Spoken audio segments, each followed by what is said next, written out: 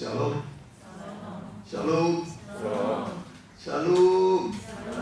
Ya, salam bahagia dan salam sejahtera bagi kita sekalian yang sudah hadir dalam ibadah doa penyembahan pada hari ini Selasa tanggal 12 Januari 2021.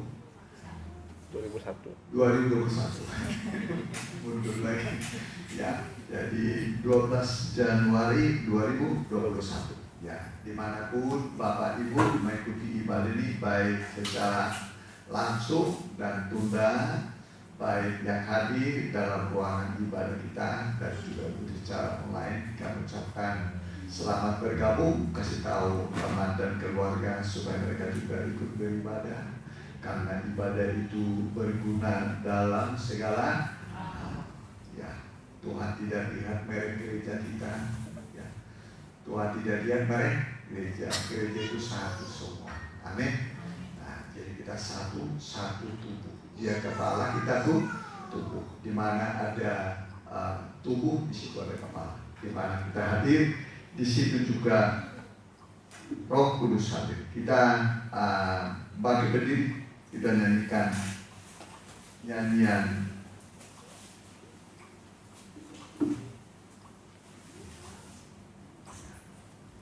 di mana Roh Kudus hadir.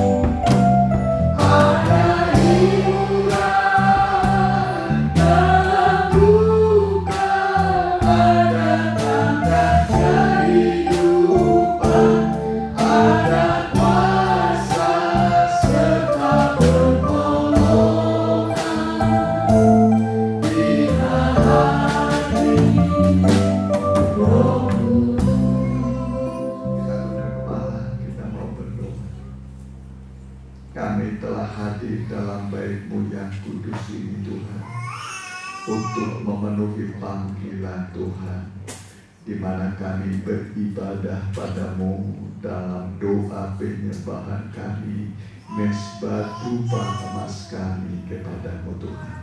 Terimalah kehadiran kami dan lihatlah kerinduan kami lebih dekat lagi padamu. Dan biarlah kami yang mengikuti dimanapun baik tunda dan langsung secara online, Tuhan juga hadir menghampiri umat-Mu, mengurapi mereka, memberkati mereka, dan memenuhi mereka dengan kasih dan damai sejahtera-Mu, serta menjawab doa-doa kami sekalian. Kuasa kegelapan kami tolak di dalam nama Tuhan Yesus. Biarlah Roh Allah melingkupi kami, beri kami kemenangan dalam tiap pergumulan kami. Di tangan kananmu adalah kemenangan yang Kau beri bagi setiap orang. Di tengah pandemi ini kami sedang berjuang dengan banyak hal, tetapi kami yakin Tuhan sudah menang dan memberikan kemenangan itu kepada kami. Sidang gereja-Mu mempelai wanita-Mu yang Kau kasihi. Kami siap beribadah dalam nama Tuhan Yesus. Amin. Silakan. Kita nyanyikan nyanyian ya. Pintu kesempatan. Kesempatan masih ada, pintu masih terbuka. Ada waktunya pintu itu sudah ditutup, yang terlambat tidak bisa lagi masuk. Sekarang masih dibuka pintu kesempatan untuk masuk menjadi anggota tubuh Kristus. Ya. Mari kita pakai.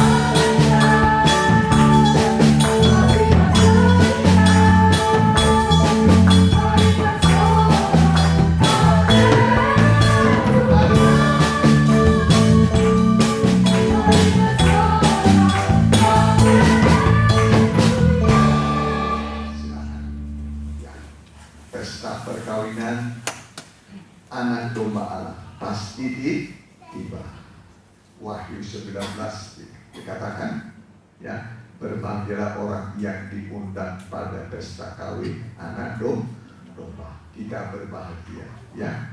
Jadi jangan tidak mengerti rencana Tuhan. Ya. Kita ini adalah mempelainya Tuhan. Amin. Amin. Kalau tidak masuk jadi mempelainya Tuhan, jadi mempelainya setan. Mempelai siapa? Setan. Jadi disebut Babel besar.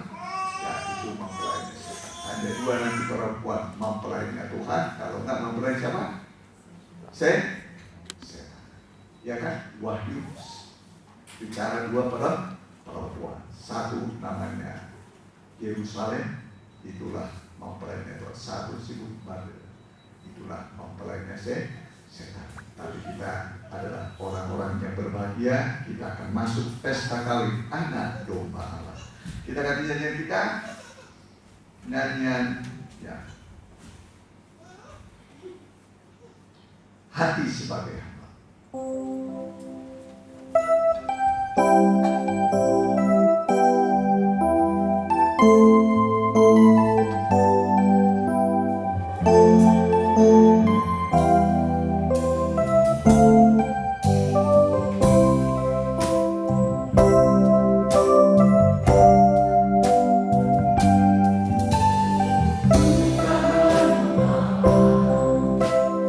Apapun juga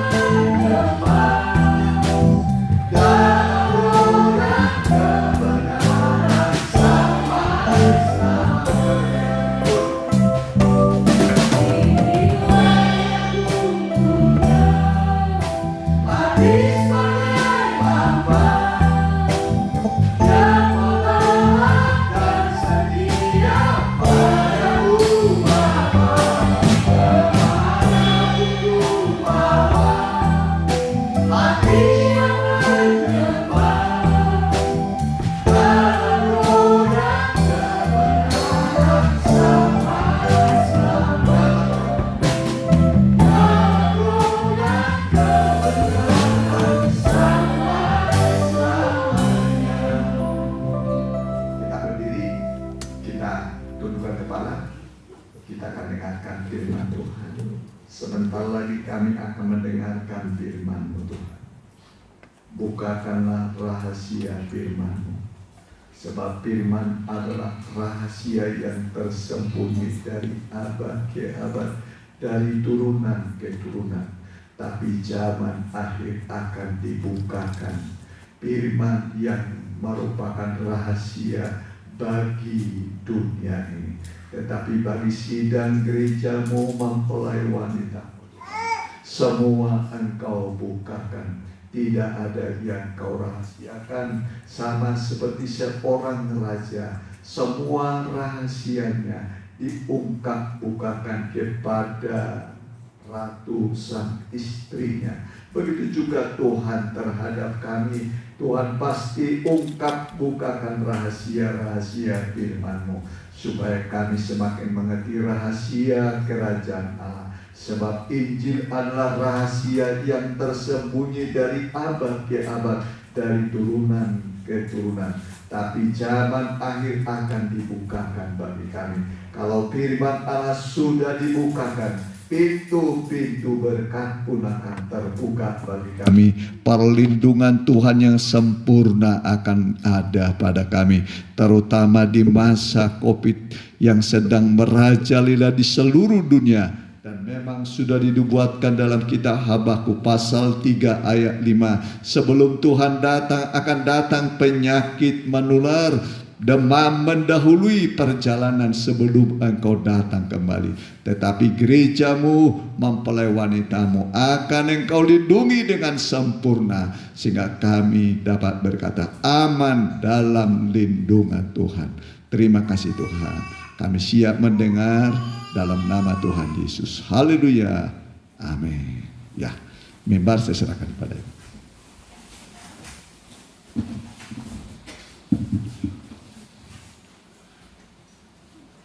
Salam bahagia dan salam sejahtera bagi kita yang dikasihi oleh Tuhan. Ya, ini adalah ibadah doa penyembahan di awal tahun 2021, di mana kita harus mengawali segala sesuatu di dalam firman Tuhan. Ya, kita akan buka kitab kita. Kita akan buka di Ulangan 33 yang ke-8. Ulangan 33 yang ke-8. Ya. Tentang Lewi ia berkata, biarlah Tumim dan Urimmu menjadi kepunyaan orang yang kau kasihi, yang telah kau cobai di masa, dengan siapa engkau berbantah dekat mata air Meribah. Selanjutnya, ya, yang berkata tentang ayahnya dan tentang ibunya, aku tidak mengindahkan mereka. Ia yang tidak mau kenal saudara-saudaranya dan acuh tak acuh terhadap anak-anaknya. Sebab orang-orang Lewi itu berpegang pada firman-Mu dan menjaga perjanjian-Mu. Ya, memang ini sudah beberapa kali dibahas dan akan dibahas kembali. Ya, kita melihat bagaimana Urim dan Tumim itu adalah suatu pernyataan keputusan daripada Allah dan suatu kehendak Allah yang memang ketika ada keadaan buntu pada zaman Israel, Urim Tumim dibukakan ya untuk menyatakan suatu keputusan, dan ini ada letaknya di dada atau jantung Imam Besar Harun. Ya, Imam Besar Harun memakai Urim dan Tumim, dan ini dipercayakan kepada suku Lewi. Ya, suku Lewi, dan suku Lewi ini dipercaya firman Tuhan, dipercaya firman Tuhan. Ya, jadi ada di dada Imam Besar. Ya, pada zaman dahulu memang Harun sebagai Imam Besar pada Perjanjian Lama. Imam Besar Harun, ya kalau kita lihat di sini, inilah ya Imam Besar Harun yang nanti diwariskan kepada Eliasar anaknya dan lain sebagainya sampai nanti perjanjian baru. Nah, perjanjian baru, di dalam perjanjian baru di Ibrani 10 ayat 19. Ibrani 10 ayat 19. Ibrani 10 ayat 19. Ya. Jadi saudara-saudara, oleh darah Yesus kita sekarang penuh keberanian dapat masuk ke dalam tempat kudus. Ya, karena tempat Maha Kudus hanya dilalui oleh imam besar Harun saja. Itu pun tempat kudus ya ini. Ya. Itu pun sekali setahun. Sekali setahun imam besar Harun masuk ke tempat Maha Kudus. Ya.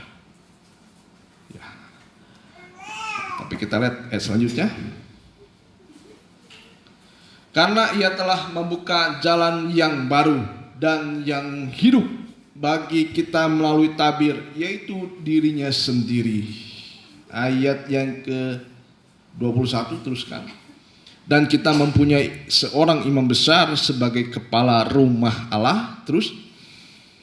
Karena itu marilah kita menghadap Allah dengan hati yang tulus ikhlas dan keyakinan iman yang teguh. Oleh karena hati kita telah dibersihkan dari hati nurani yang jahat dan tubuh kita telah dibasuh dengan air yang murni. Ya, jadi kalau untuk masuk dalam ruang Maha Suci memang dahulu adalah imam besar Harun. Dan imam besar Harun ini adalah dari suku Lewi. Sedangkan Tuhan kita Yesus Kristus dia berasal dari suku Yehuda. Nah, dalam sejarah keimaman di Israel tidak pernah sekalipun suku Yehuda melayani pelayanan keimaman. Ya, dan tidak boleh sama sekali masuk dalam ruang Maha Suci. Tapi kita memiliki Allah dari suku Yehuda, ya, bukan keturunan Lewi. Nah, tapi kita lihat perjanjian yang baru ini bukan menurut peraturan Taurat, tetapi peraturan Melkisedek dalam Ibrani 6 ayat 20. Ibrani 6 ayat yang ke-20, ya, di mana Yesus telah masuk sebagai perintis bagi kita. Ketika ia menurut peraturan Melkisedek menjadi imam besar sampai selama-lamanya. Ya, jadi karena bukan dari Taurat tetapi menurut peraturan Melkisedek. Melkisedek ini tidak berbapa, tidak beribu, dia kekal. Ya, dia kekal. Walaupun dalam kejadiannya dia sebagai imam dan juga raja. Raja dan imam yang besar, imam Allah yang besar. Pada waktu Abraham mempersembahkan persepuluhan, dipersembahkan kepada Melkisedek. Ya, itu sebagai gambaran bagi kita bagaimana Melkisedek ini imam Allah yang kekal. Ya, peraturannya tetap untuk selama-lamanya. Jadi bukan Taurat lagi yang kita dirikan pada perjanjian baru.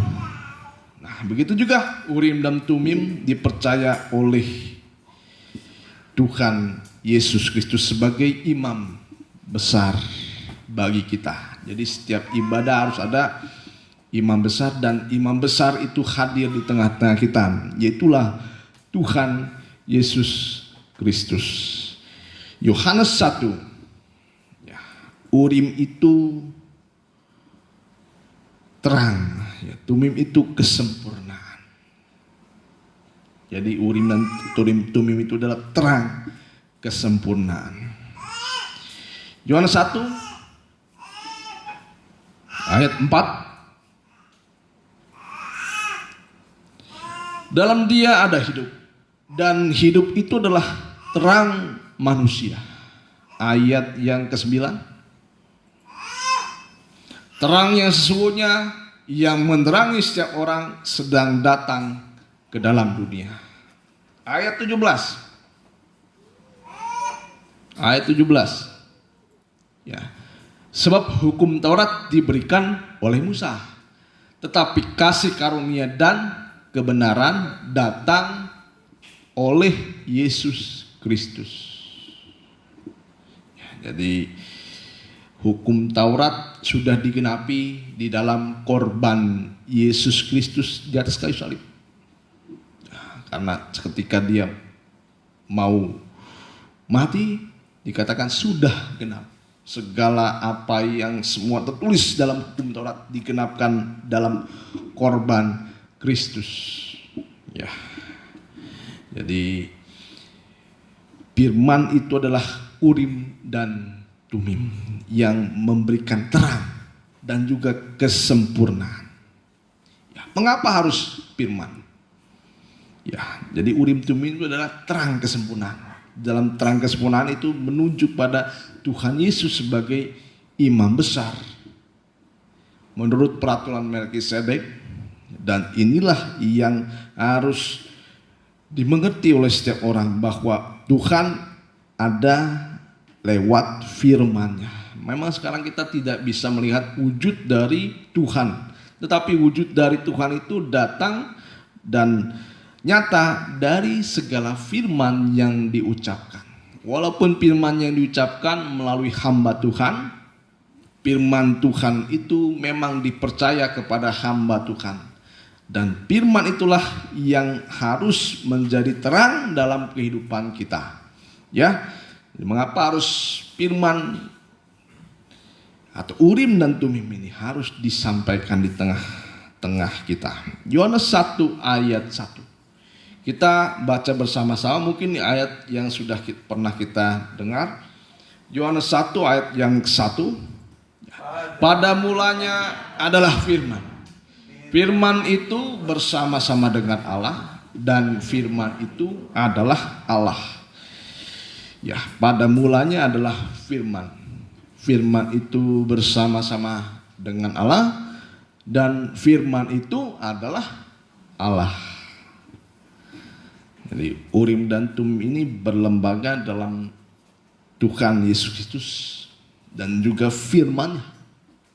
Dan firman ini memang firman yang benar, karena memang ada firman yang salah diucapkan oleh manusia yang hanya dasarnya adalah keinginannya, hanya pengetahuannya.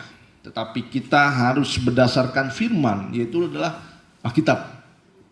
Ini harus kita akui sebagai firman yang hidup dan berkuasa. Nah, jadi kalau kita lihat di Yohanes 1 ayat 1, permulaan dari segala sesuatu adalah firman Tuhan. Nah, untuk kita sekarang, pada zaman sekarang, pada zaman perjanjian baru dan pada zaman akhir, segala sesuatu harus dimulai dari firman Tuhan. Nah, kita sekarang memasuki 2021, harus dimulai dari firman Tuhan. Yang adalah, kalau bahasa aslinya itu logos. Logos itu juga berarti pengajaran, yang adalah juga artinya firman. Bisa juga disebut sepatah kata dari firman Tuhan. Ya, jadi firman pengajaran harus disampaikan pada zaman akhir, terutama firman pengajaran yang benar, ya, karena ada yang salah, terutama banyak sekali yang salah. Bahkan setan pun menyampaikan firman kepada Yesus, tetapi firman itu sudah diputarbalikkan oleh setan, ya, untuk menjatuhkan, ya. Jadi firman yang diputarbalikkan ini tujuannya adalah untuk menjatuhkan iman dari orang-orang yang benar. Ya. Orang-orang benar dijatuhkan oleh firman yang sudah diputar dan dibalikan. Jadi hati-hati terhadap firman yang sudah diputar balikan. Ini untuk menjatuhkan iman. Ya. Pada satu kali ketika Tuhan Yesus setelah dibaptis, dia berpuasa 40 hari 40 malam. Nah, datanglah iblis. Dia menyampaikan firman, tetapi firman yang sudah diputar balikan untuk menjatuhkan keilahian daripada Yesus. Ya, Walaupun itu ada dalam firman Tuhan, tertulis dalam firman Tuhan. Jadi tidak semua firman itu walaupun tertulis, ya walaupun tertulis itu harus kita uji semuanya. Ya, tetapi kalau itu dari kehendak Tuhan, jangan pernah firman itu kita lawan, tetapi kita harus imani dalam hati kita. Jadi firman yang diputarbalikkan, ya, firman yang diputarbalikkan itu bukan datang dari Tuhan. Ya, kita lihat di Yohanes 1 ayat 1.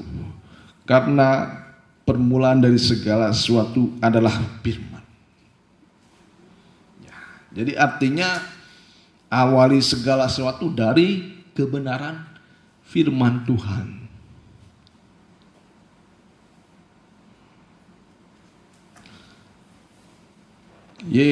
Yesaya 32 ayat yang ke-17. Ya. Segala sesuatu itu harus dimulai dengan firman Tuhan. Ya. Di mana ada kebenaran, di situ akan tumbuh damai sejahtera. Dan akibat kebenaran ialah ketenangan dan ketentraman untuk selama-lamanya. Jadi di mana ada firman, di situ juga ada kebenaran. Dan di mana ada kebenaran, di situ akan tumbuh damai sejahtera. Jadi damai sejahtera ini adalah hasil dari sebuah kebenaran. Ya, hasil dari sebuah kebenaran. Dalam pekerjaan harus diawali dengan kebenaran. Dalam sekolah harus dimulai dengan kebenaran. Ya. Banyak sekarang di mana tempat suatu harusnya di situ ada kebenaran, diawali dengan ketidakbenaran. Ya. Pernah dengar PNS, ya? PNS sekarang kalau tidak lewat jalur belakang, ya, tidak bisa masuk. Sulit sekali, ya. Itu contoh-contoh segala sesuatu kalau dimulai dengan tidak benar, ya, tidak akan pernah tumbuh damai sejahtera. Ya, yang benar saja. Jadi awali segala sesuatu dengan kebenaran. Mau nikah yang benar, ya. Karena manusia itu terlebih dahulu bukan mencari kebenaran, tapi mencari aman. Cari mana jalur yang cepat, bukan jalur kebenaran. Ya. Sekarang manusia sudah terbalik, cari yang aman lebih dahulu, bukan cari yang benar. Ya, walaupun dari suatu kebenaran itu diawali dengan suatu penderitaan. Karena dalam suatu kebenaran itu ada harga yang harus dibayar oleh setiap orang. Dari awalnya benar, ya, dari awal suatu kebenaran ada harga yang harus dibayar memang, ya. Memang harga ini membuat daging menderita, membuat hidup kita secara daging menderita. Ya. Tetapi hasil dari kebenaran itu barulah timbul damai sejahtera. Memang hasil ini tidak didapatkan begitu saja, tetapi melalui proses. Ya, proses diawali dengan kebenaran.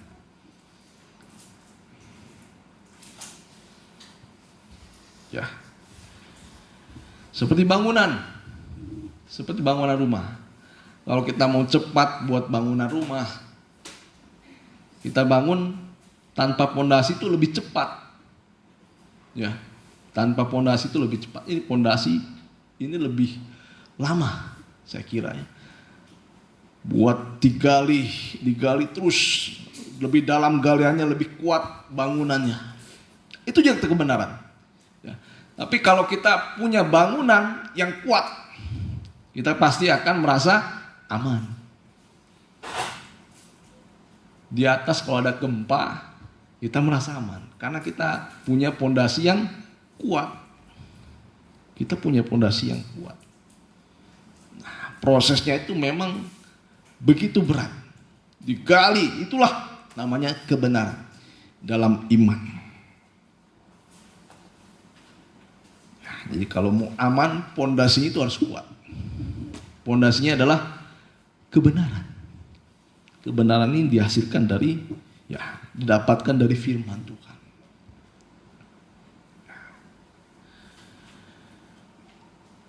Nah, kalau misalnya pondasinya tidak kuat, nah inilah yang membuat orang merasa tidak aman.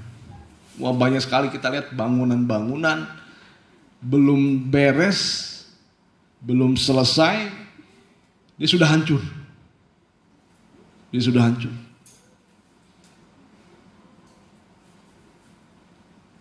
Biayanya akan dikeluarkan lebih banyak lagi.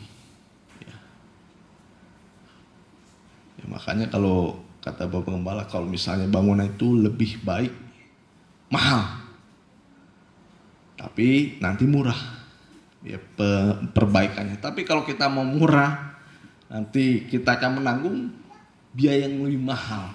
Nah, begitulah. Itu juga kalau misalnya kita diawali dengan sesuatu yang tidak benar.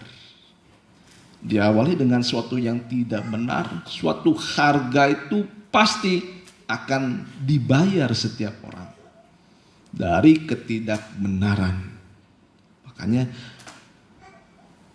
awali segala-gala sesuatu dengan firman, dengan kebenaran.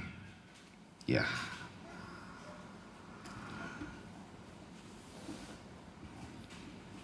Ya, sebenarnya Tuhan itu mau merancangkan rencana yang indah kepada setiap anak-anak Tuhan.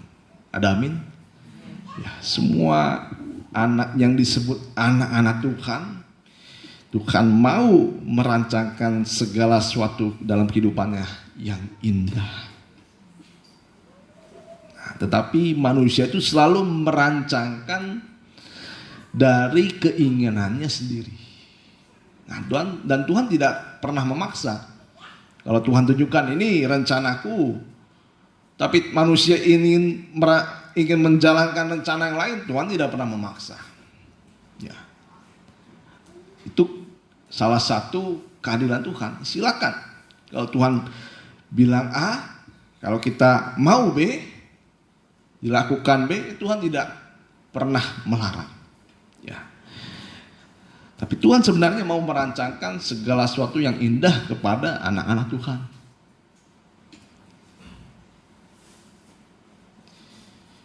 Ya, di dalam Mazmur 94 ayat yang ke-11. Mazmur 94 ayat yang ke-11. Ya. Tuhan mengetahui rancangan manusia.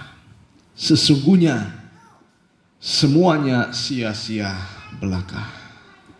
Ya, jadi rancangan Tuhan di sini artinya rancangan Tuhan adalah rancangan yang tertinggi dibandingkan semua rancangan manusia. Ya, sesungguhnya semuanya sia-sia belaka. Ya, bukannya berarti kita tidak boleh merancangkan sesuatu. Tetapi kalau rancangan itu di luar kehendak Tuhan, inilah yang disebut semuanya akan sia-sia. Ya. Semuanya akan sia-sia.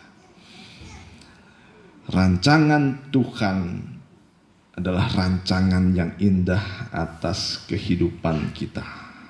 Nah, banyak sekarang karena pondasi dari kehidupan banyak manusia, sebenarnya banyak yang sudah hancur. Rumahnya sudah hancur. Ya. Rubuh karena diawali dengan banyak ketidakbenaran. Ya, dalam pelayanan juga. Dalam rumah tangga, mungkin dalam pekerjaan. Banyak hancur karena dia tidak kuat menghadapi pencobaan. Ya, pencobaan ini adalah suatu Seperti rumah itu diuji, dan suatu saat semua rumah akan diuji. Siapa di sini rumahnya tidak pernah merasakan sekalipun gempa bumi?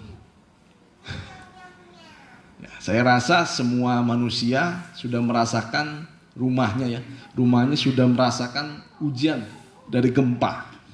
Ya, dari gempa. Dan begitu juga setiap manusia harus diuji. Bukan ujian itu, ya bukan gempa dari manusia, tapi gempa dari alam itu sangat kuat. Ya, kita lihat bangunan-bangunan di Jepang itu kuat menahan gempa karena pondasinya kuat. Pondasinya kuat.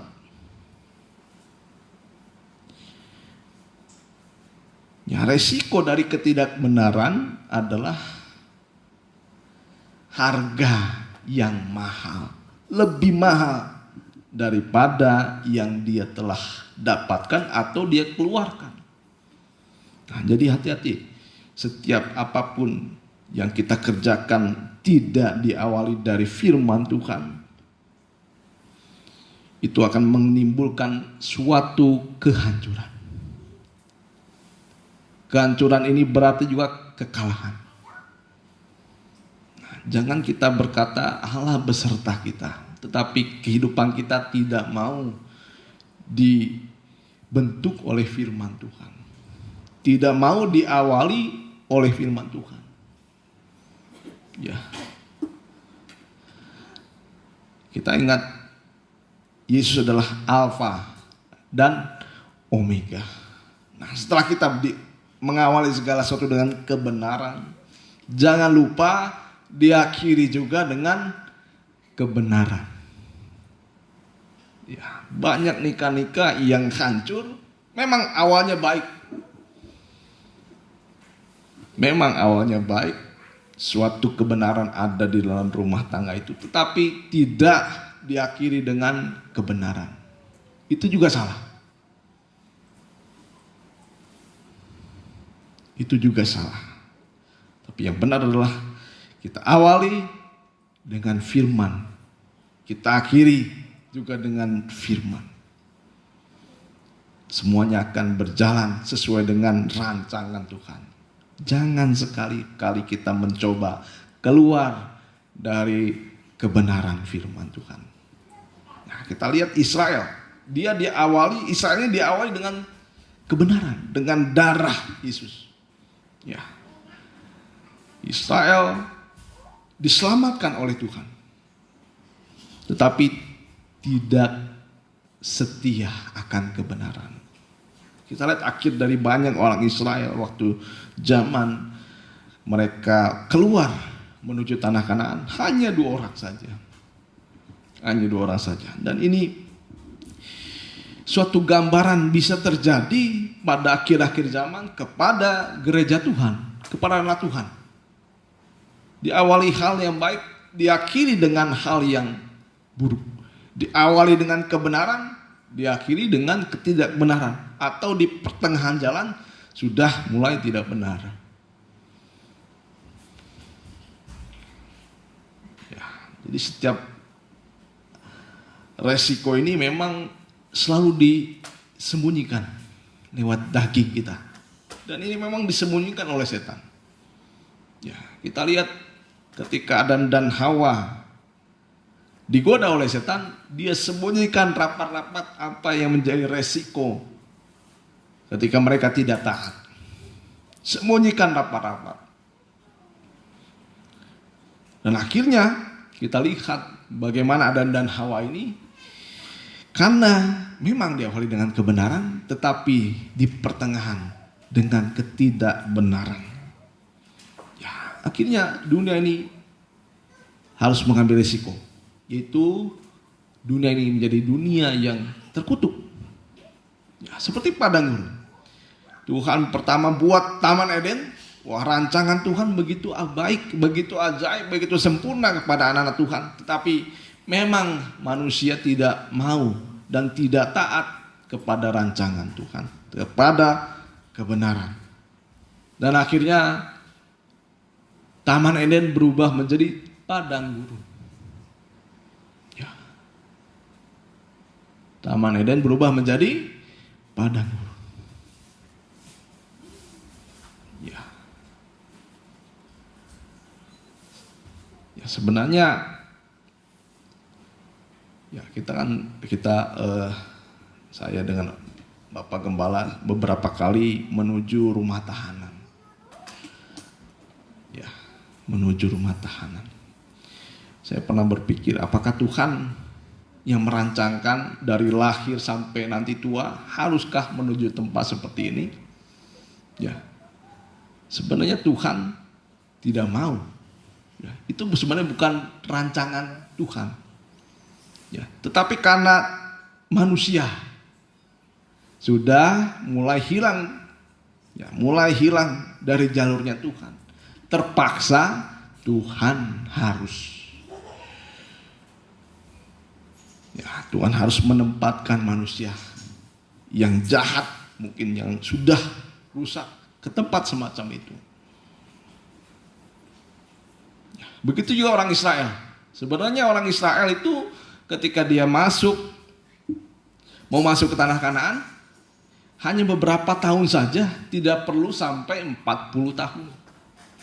Ya, tetapi ketika Israel di situ melanggar kekudusan Tuhan, bersungut-sungut, sudah mulai hilang arah, Tuhan terpaksa menghukum atau memberikan suatu ganjaran kepada orang Israel. 40 hari engkau mengintai, 40 tahun engkau harus berkeliling padang gurun sebelum masuk tanah Kanaan. Ya, itulah akibat dari suatu ketidakbenaran. Sebenarnya Tuhan ingin rancangan itu hadir dan nyata dalam kehidupan kita. Dan begitu ajaib rancangan Tuhan dalam kehidupan kita. Tetapi manusia tidak mau, tidak taat dan tidak setia. Hati-hati dalam ketidakbenaran, hati-hati dalam ketidaksetiaan kita. Ya, kita harus sekarang mengawali segala sesuatu dari firman Tuhan dan mengakhiri juga dengan firman Tuhan. Yeremia 29 ayat yang ke-11. Yeremia 29 ayat yang ke-11. Sebab aku ini mengetahui rancangan-rancangan apa yang ada padaku mengenai kamu. Demikianlah firman Tuhan, yaitu rancangan damai sejahtera dan bukan rancangan kecelakaan, untuk memberikan kepadamu hari depan yang penuh harapan. Kita baca bersama-sama. Sebab aku ini mengetahui rancangan-rancangan apa yang ada padaku mengenai kamu. Demikianlah firman Tuhan, yaitu rancangan damai sejahtera dan bukan rancangan kecelakaan, untuk memberikan kepadamu hari depan yang penuh harapan. Ya.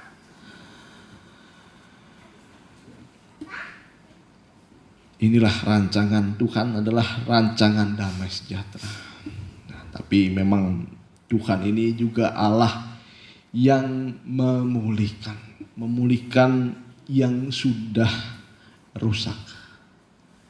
Ya, inilah letak kasih dan setia Tuhan. Sekalipun mungkin ada yang sudah rusak, sekalipun ada yang sudah hancur berkeping-keping, asal kita mau kembali kepada Tuhan, asal mau kita kembali kepada kebenaran firman Tuhan, apa yang rusak itu bisa dipulihkan oleh firman Tuhan. Jadi awali segala satu lewat firman Tuhan. Jangan awali segala sesuatu di luar firman Tuhan. Karena Tuhan ini mengetahui apa yang menjadi bagian kita, apa yang menjadi rancangan yang indah atas kehidupan kita. Ya. Inilah kunci dari kehidupan anak-anak Tuhan Itu kalau dia mau mengawali dan mengakhiri lewat firman Tuhan. Dan itu juga disebut suatu kunci Daud.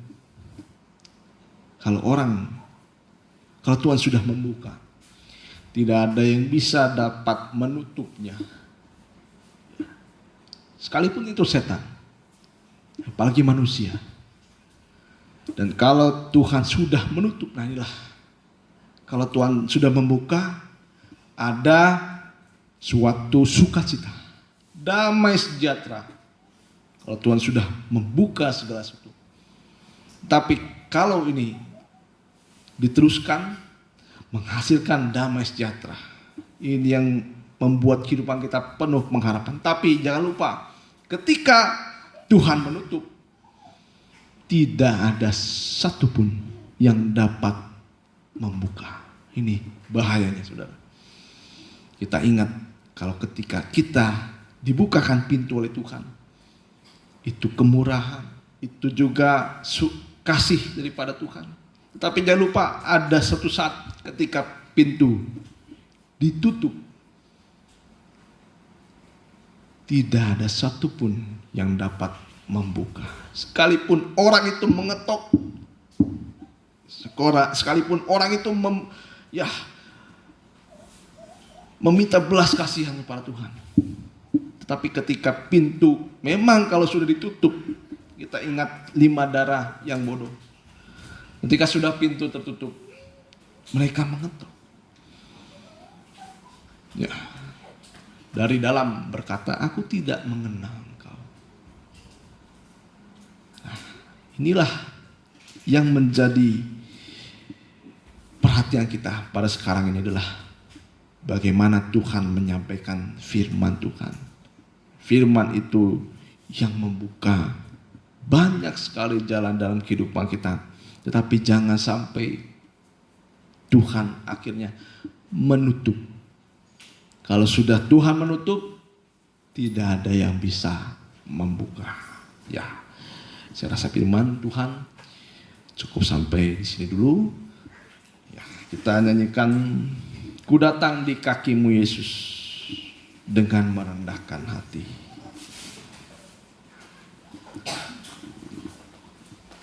Kita harus membuka pintu hati kita terlebih dahulu selebar-lebarnya. Kita datang di kaki Tuhan. Kita minta Tuhan membukakan pintu kemurahan, pintu juga pemulihan, dan lain sebagainya. Ketika Dia membuka, tidak ada satupun yang dapat menutupnya.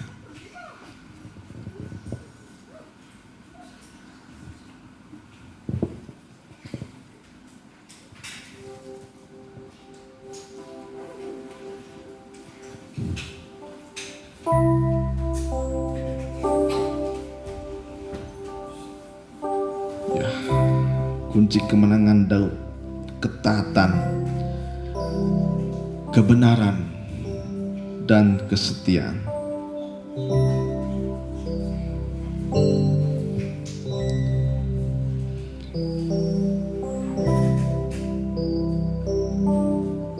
Datang di kaki-Mu Yesus dengan kita ingat Musa dan Harun ketika banyak permasalahan, dia datang ke kemah pertemuan, dia sujud kepada Tuhan, meminta pertolongan Tuhan, karena di situ dia banyak mendapatkan kemurahan Tuhan. Kebutuhanku, firman-Mu berkuasa.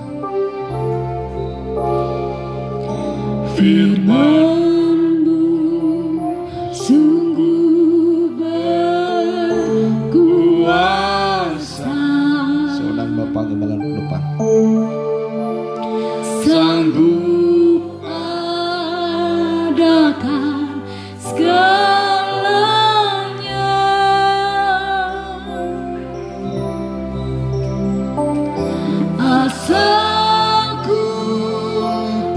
percaya tiada yang mustahil, tiada yang sukar bagimu. Betapa besarnya, betapa besarnya kasih-Mu, Yesus. Kau turut menanggung air mataku.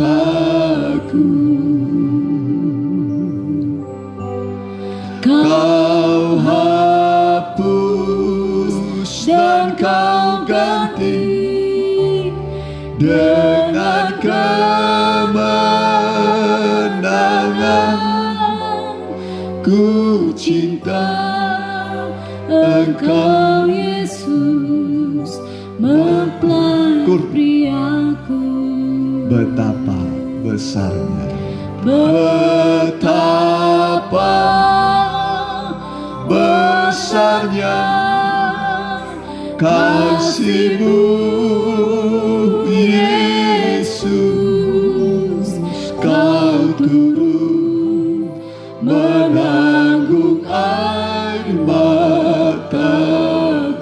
Amin.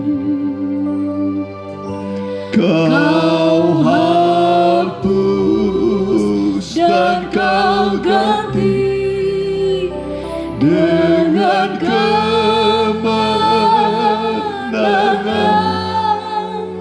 Ku cinta Engkau, Yesus, mempelai aku.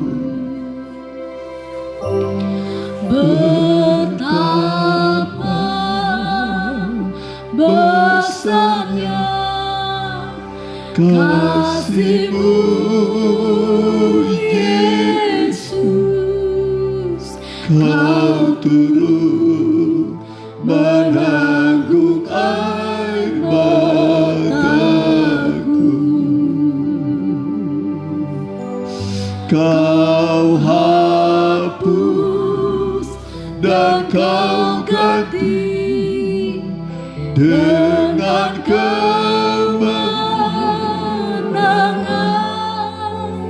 Ku cinta. Kita berlutut singkat saja. Engkau, Yesus, mempelai aku.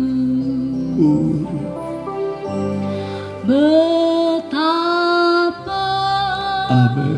besarnya kasih-Mu, Yesus. Haleluya. Kau turut menanggung air mata. Mungkin hidup kita di hari-hari ini penuh air mata. Beban berat sedang kita pikul, dan Kau ganti. Yesus siap menghapus air mata, menanggung semua pikulan kita. Dia berkata, mari padaku semua yang letih, lesu, dan berpikulan berat, aku akan memberikan sentosa kepadamu. Mari semua yang letih, lesu, dimanapun saudara berada, yang berbeban berat, berpikulan berat. Di masa pandemi ini memang berat, memang sukar, dan ini memang sudah Tuhan tetapkan, Tuhan atur semua. Tapi marilah datang pada Tuhan. Jangan pikul sendiri beban kita. Bawalah, serahkan segala pikulanmu, khawatirmu kepada Dia. Dia memperdulikan engkau. Dia peduli padamu. Dia peduli padamu. Dia ada untukmu hari ini. Dia mau ambil alih semua beban hidup. supaya Engkau merasa lega, hatimu sentosa, hatimu tenang di dalam Tuhan, hatimu tenang di dalam Yesus. Dia mau memikul semua beban hidup, sehingga tanganmu bebas dari keranjang pikulan. Keranjang pikulan itu ada dua, satu di muka, satu di belakang. Di muka itu adalah pikulan masa depanmu. Di belakang itu adalah pikulan masa lalu yang belum beres. Mungkin hutang piutang yang begitu banyak engkau tanggung hari-hari ini. Pikulanmu begitu berat, janji-janjimu yang begitu banyak belum bisa engkau tepati. Begitu banyak pikulan beban hidupmu. Hari ini Tuhan mau menolong engkau. Tuhan mau campur tangan padamu. Dia berkata, mari padaku semua yang bertanggungan berat, berpikulan berat. Aku akan memberi engkau kelegaan. Sentosa hidupmu, tenang hidupmu. Di tengah pandemi ini engkau tenang hidupmu. Engkau tidur dengan tenang, engkau berjalan dengan tenang, engkau belajar dengan tenang, engkau bekerja dengan tenang. Haleluya, haleluya. Mari sembah Dia, sembah Dia, sembah Dia Tuhan Yesus Gembala Agung. Sembah Dia Juru Selamatmu, sembah Dia Suami mempelai pria surgawi yang mengasihi engkau. Haleluya, haleluya, haleluya, haleluya.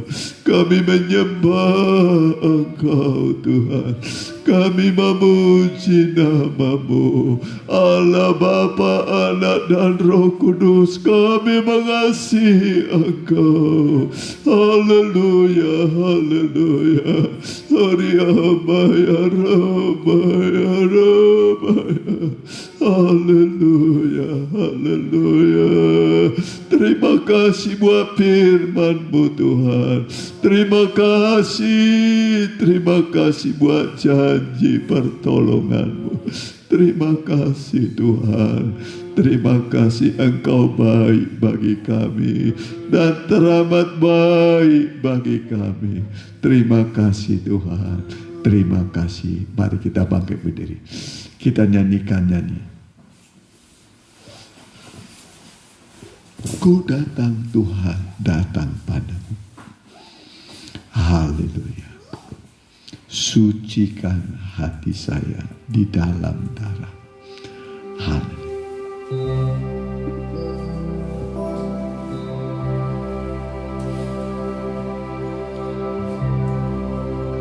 Datang Tuhan, datang padamu. Sucikan hati saya di dalam darah-Mu. Kita angkat tangan. Ku datang Tuhan. Ku datang Tuhan. Amin. Datang padamu. Sucikan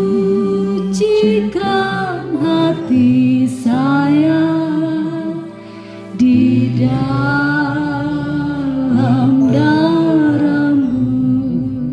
Inilah kami Tuhan. Kami datang dengan keberadaan kami yang rapuh Tuhan, yang lemah, yang tak berdaya apa-apa. Biarlah Engkau menguatkan kami, memampukan kami. Roh-Mu yang ada di dalam kami lebih besar daripada roh yang ada di dalam dunia ini. Roh-Mu yang tinggal di dalam kami, firman pengajaran-Mu yang ada dalam diri kami adalah kekuatan yang tidak terbatas, yang bisa memberikan kepada kami kekuatan kemenangan, dan kami akhirnya bisa mengatasi semua masalah kami bersama dengan Tuhan. Kami mampu, kami berhasil, kami dikuatkan, kami jadi pemenang. Pemenang di dalam Yesus. Terima kasih. Walau kami kecil seperti Daud, musuh kami raksasa seperti Goliat, pandemi ini bagaikan Goliat yang kami hadapi, tetapi bersama Tuhan, dengan nama Tuhan, itulah Tuhan Yesus, kami bisa menang. Di dalam nama Tuhan Yesus, kami terima kemenangan yang gilang gemilang dari Tuhan. Terima kasih Tuhan. Dalam nama Tuhan Yesus. Amin. Silakan. Mari kita jalankan sekali persembahan. Kita nyanyikan nyanyian. Ya. Menabur dan menuai.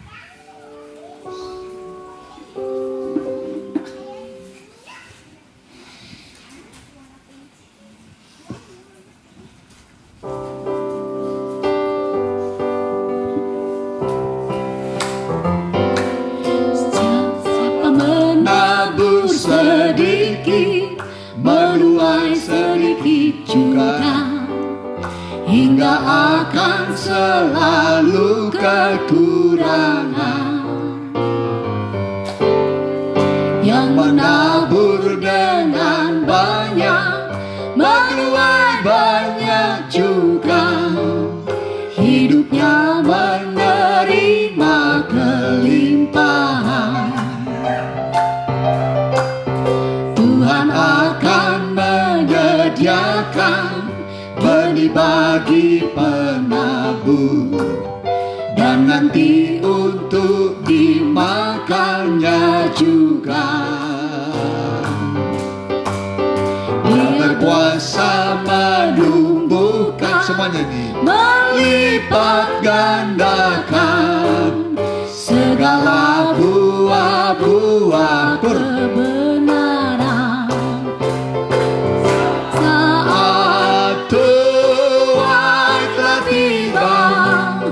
Mari bersoraklah, bertahanlah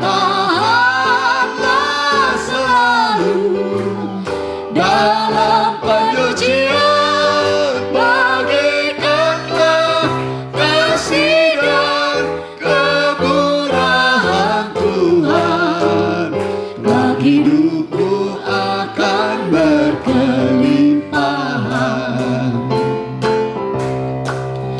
Menabur sambil menangis, sambil berjalan maju, akan pulang dengan bersuka cita, sambil membawa berkasnya, hasil tuaiannya, dengan hati penuh syukur kepadanya. Gur. Saat tuai telah tiba, mari bersoraklah, bertahanlah selalu dalam penyucian, bagikanlah kasih dan kemurahan Tuhan. Kelak hidupku akan berkelimpahan. Kelak hidupmu akan berkelimpahan. Ya, puji Tuhan. Terima kasih buat kehadiran saudara dan korban persembahan saudara. Ya, Tuhan akan membalas berlipat ganda. Kemudian hari besok kita ada pendalaman Alkitab ya. Kitab Wahyu pasal yang ke-6 ya. Pasal 6 ya. Kemudian hari Sabtu remaja muda secara online. Minggu kita kembali ibadah kalau di Cimindi 7.30 masih ibadah singkat sejam kurang lebih. Kemudian hari Minggu kita kembali sini 10.30. Hari Selasa depan kita doa. Mungkin sudah bisa 2 puasa. Siap 2 puasa nih? Ya. Itu saya kira Tuhan memberkati, kan kita dukung doa teman-teman kita yang kendor, yang malas ya. Jadi saudara tahu kedatangan Tuhan sudah tidak lama lagi ya. Jangan lengah, jangan malas, jangan tertidur ya. Kalau kita mau selamat, makin getol, makin giat di dalam Tuhan. Sesulit apapun kalau masih datang beribadah, pasti ada mujizat. Pasti ada mujizat Tuhan ya. Ya, itu saya kira kita tutup dalam doa. Ya. Haleluya. Jika ada di antara yang mengikuti ibadah ini yang mungkin sedang kurang sehat, sakit, apapun penyakit kita, ingatlah Yesus adalah tabib yang ajaib. Tabib pembuat keajaiban kesembuhan. Dalam Alkitab disebut disampaikannya firman-Nya, disembuhkannya mereka. Firman adalah obat yang paling mujarab. Bilur-bilur Tuhan adalah obat yang paling mujarab. Doa adalah obat yang paling mujarab. Kami berdoa buat anak-anak-Mu dimanapun mereka berada, yang dalam keadaan kelemahan tubuh, sakit, penyakit, sesuai dengan janji-Mu Tuhan. Kalau kami berdoa, mujizat masih ada bagi kami. Hamba berdoa dalam nama Tuhan Yesus, jamah mereka, sembuhkan oleh bilur-bilur-Mu, oleh firman-Mu Tuhan, di dalam nama Tuhan Yesus. Terima kasih Tuhan, terima kasih. Berkati juga setiap anak-anak-Mu, usaha mereka, pekerjaan mereka. Kalau masih dalam merintis atau dalam kesulitan atau merencanakan sesuatu, kami serahkan dalam tangan-Mu supaya Tuhan memberi kepada kami, kepada umat-Mu kemampuan dan menolong mereka dalam segala keterbatasan mereka di dalam nama Tuhan Yesus. Yang bersekolah berkati, yang kuliah berkati Tuhan. Terima kasih yang belum mendapat usaha pekerjaan, bukakan jalan bagi mereka supaya mereka bisa memiliki sumber atau penghasilan setiap bulan, setiap hari. Terima kasih Tuhan.